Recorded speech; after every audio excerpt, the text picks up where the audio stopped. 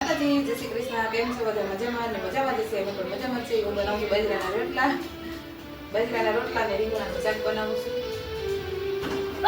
જમવાનું તૈયાર ને અમારે ને આર્યનને એક રમકડું બનાવવાનું છે. સ્કૂલમાં લઈ જવાનું. શું લઈ જવાનું તારે?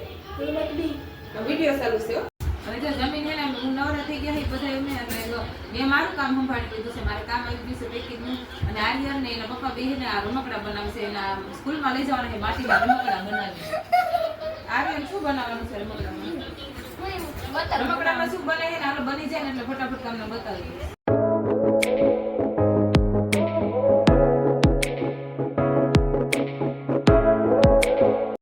મારો હાથી થઈ ગયો છે તૈયાર. જો 2 કલાકની મહેનત પછી કેવો સરસ મજાનો તૈયાર થયો. આ મહેનત બધી કરી છે ઈસાએ ને પપ્પાએ બે છે.